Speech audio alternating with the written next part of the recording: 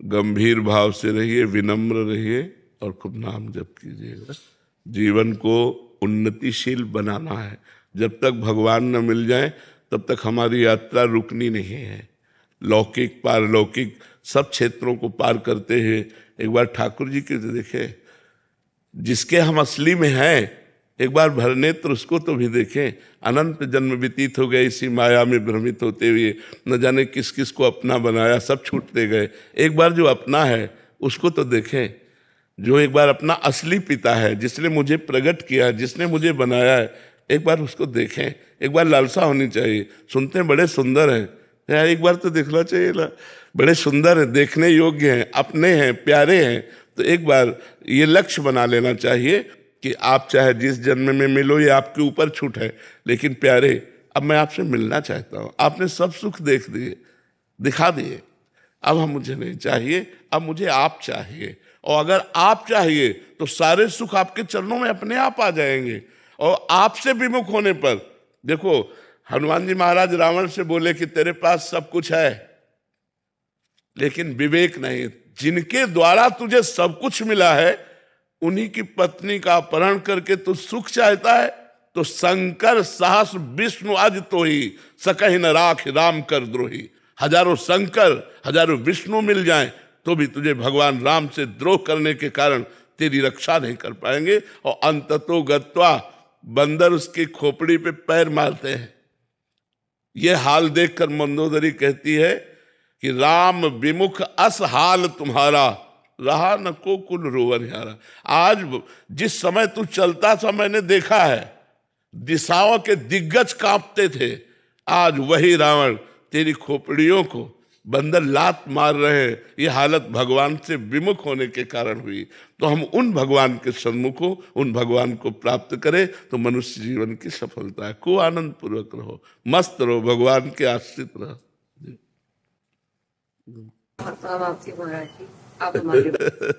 हम सब श्री जी के हैं। हम एक छत्र के नीचे हैं, जिसका है नीला छत्र है ना,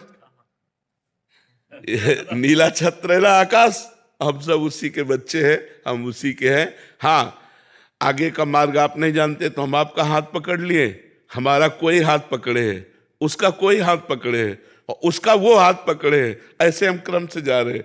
इष्ट आचार्य गुरुदेव उन्हीं के बल से हम जा रहे हैं। ये जो परंपरा बनी है वो ऐसे ही बनी है कि हम आपका हाथ पकड़े हैं, लेकिन मेरे में सामर्थ्य नहीं, मेरे गुरुदेव मेरा हाथ पकड़े हैं। लेकिन मेरे गुरुदेव आचार्य का हाथ पकड़े, आचार्य इष्ट का हाथ पकड़े, तो मतलब हम लाइन में ही हैं, हम वहीं पहुंच जाएंगे। जय जय श्री हरि।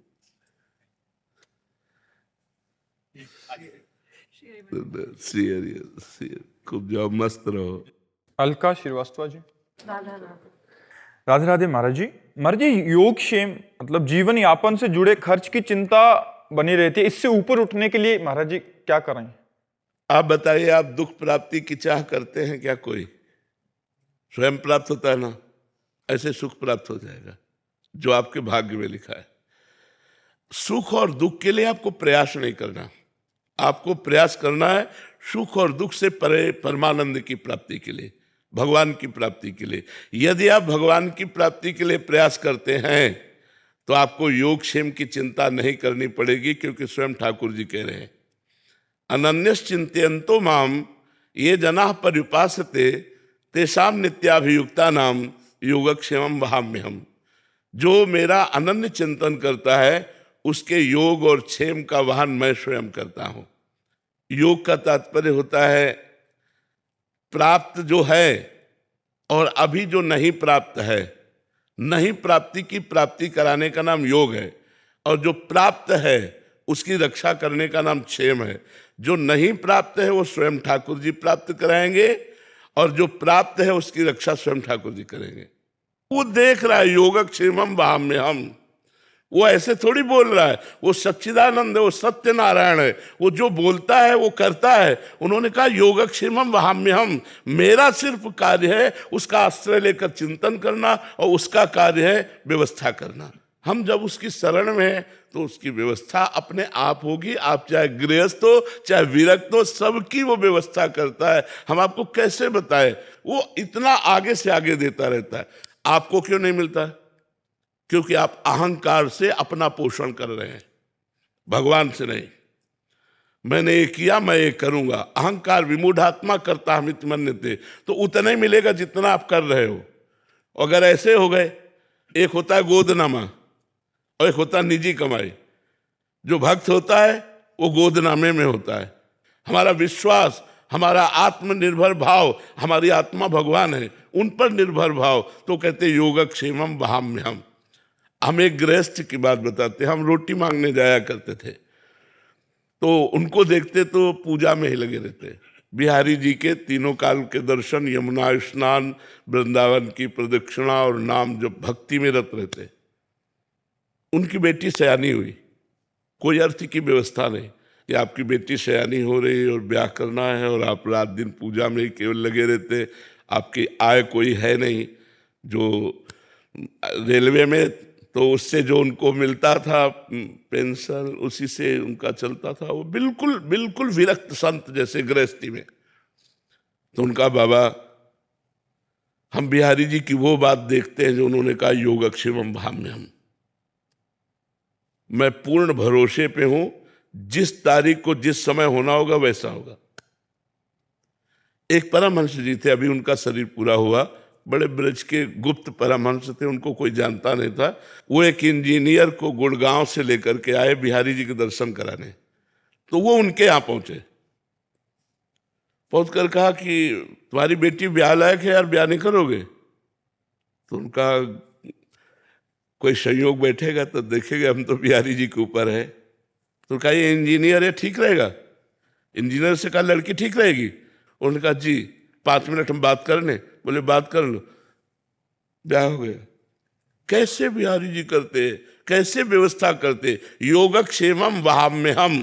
ये कोई भगवान ने मजाक नहीं की, गीता जी में स्वयं भगवत वाणी, पर हम ऐसे नहीं हो पाते। हम कहते हैं ऐसे रहो, तुम बचाने की कोशिश मत करना, तलवार आएगी और तुम्हारे गले में हार बन जाएगी, तो तुम्हारे गले को छू भी नहीं सकती यदि भगवत आश्रित हो। 5 वर्ष का बालक प्रहलाद है, त्रिभुवनपति हिरण्यकश्यप है, आग में जलाता है, जहर पिलाता है, हर कोशिश मारने की करता है, लेकिन 5 वर्ष के बालक का बाल भी बांका नहीं कर सका। और भगवान ने नरसिंह रूप धारण करके फाड़ के फेंक दिया उस वरदानी, विशेष वरदान प्राप्त किए हुए हिरण्यकश्यप को भगवान ने फाड़ के फेंक दिया। और 5 वर्ष के बालक का वो त्रिभुवनपति होने पर भी बाल बांका नहीं कर पाया। ऐसे भगवान हमारे हैं। भगवान की अनंत सामर्थ्य है, हम भगवान के आश्रित नहीं हो पाते, इसलिए हमें बात नहीं। अरे योगक्षेमम वहाम्यहम्, ऐसा मत सोचो कि केवल बाबा जी का ही योगक्षेमम वहाम्यहम्। भगवान अपने भक्त का योगक्षेमम। अर्जुन बाबा जी हैं क्या? अर्जुन के रथ की बागडोर पकड़े हुए अखिल ब्रह्मांडों का नायक वहां बैठा जहां अर्जुन की जूतियां है। रथी जब खड़ा होता है तो उसकी पादुका जहां होती वहां सारथी का निवास। कौन है? ध्येयम सदा परिभवग्नम अभीष्ट दोहम तीर्थास्पदम शिव विरंच नुतम शरण्यम भृत्यार्तिहम प्रणतपाल भवाब्धिपूतम वंदे महापुरुष ते चरणारविंदम। जो भगवान शंकर ब्रह्मादि हैं, जिनके चरण रज की वंदना करते हैं, वो भगवान श्री कृष्ण है। और बैठे कहाँ है? सारथी बने बैठे हैं। तो हमें विश्वास होना चाहिए। विश्वास के बिना भक्ति नहीं और भक्ति के बिना सदगति नहीं। इसलिए चाहे गृहस्थ हो चाहे विरक्त हो, भगवान पर विश्वास करो, उसका चमत्कार देखो, उसका चमत्कार देखो, भगवान कैसे रक्षा करते हैं। महाराज जी, आपने बोला कि अप्राप्त की प्राप्ति और जो प्राप्त है उसकी रक्षा करते हैं प्रभु। महाराज जी, यहाँ जब मनोकामना वाली बात आती है कि हमने भगवान से मांगा फिर दिया नहीं, क्यों दे? भगवान तुम्हारे नौकर है।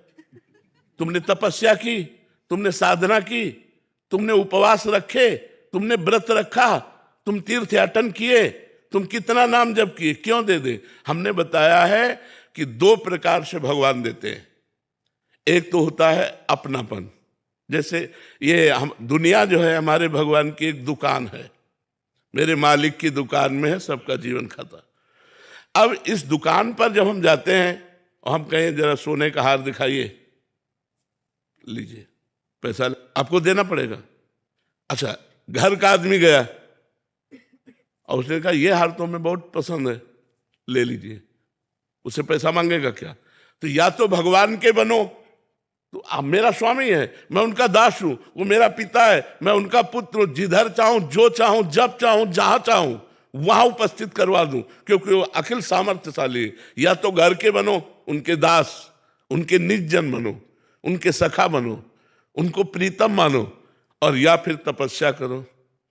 तपस्या करो और फिर भगवान से चाहो तो, जैसे श्री ब्रह्मा जी ने कर्दम जी को आदेश किया, जाओ गृहस्थ धर्म स्वीकार करके संतति उत्पन्न करो।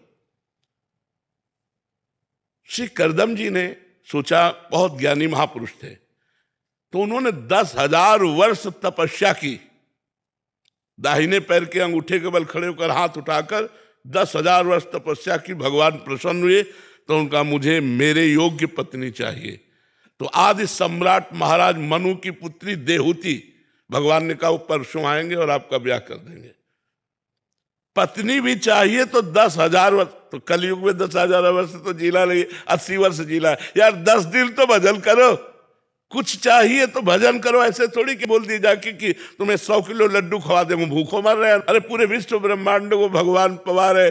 अच्छा, ये काम नौकर से कहा जाता है। मालिक को तुम नौकर समझ रहे हो कि तुम्हें 50,000 का फूल बंगला बनवा देंगे, हमारा काम कर दो, ऐसे नहीं होता।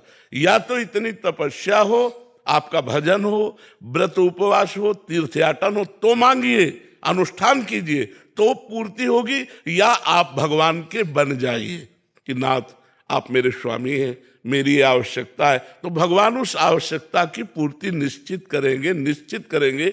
विश्वास कीजिए। अगर दो में से आपका कोई न तप है और न संबंध है, तो ऐसे मांगने से नहीं मिलता। ऐसे मांगने से तो सब लोग मांगते रहते हैं भगवान से, ऐसे थोड़ी सुनते हैं भगवान। हमारी बात मान लो, भगवान को अपना मान लो। अपना मानने में क्या जाता है, वो तो अपने है ही। और फिर प्यार से उनसे बात करो, वो सुन रहे हैं, मान लो छवि के सामने ही आप ऐसा। हमने आज तक देखा है कि 1 सेकंड में हमें उत्तर मिला है। हमारे हृदय में ही 1 सेकंड में उत्तर आया। अगर हमने कोई प्रश्न किया अपने ठाकुर जी से, कोई बात की, एक तो ऐसे चांस ही नहीं आते। 1 सेकंड में निदान मिला है, 1 सेकंड में निदान मिला है। वो सुन रहे हैं, आप जहां से बोल रहे हो वहीं बैठे सुन रहे हैं। लेकिन आपका परिचय तो होना चाहिए। आपने परिचय तो संसार में किया, भगवान से परिचय किया नहीं। भगवान को केवल एक माना अपनी वासनाओं की पूर्ति का क्षेत्र, सो ऐसा नहीं है। वो भगवान है, बहुत चतुर है, बहुत खिलाड़ी है, ऐसे हाथ में आने वाले नहीं हैं।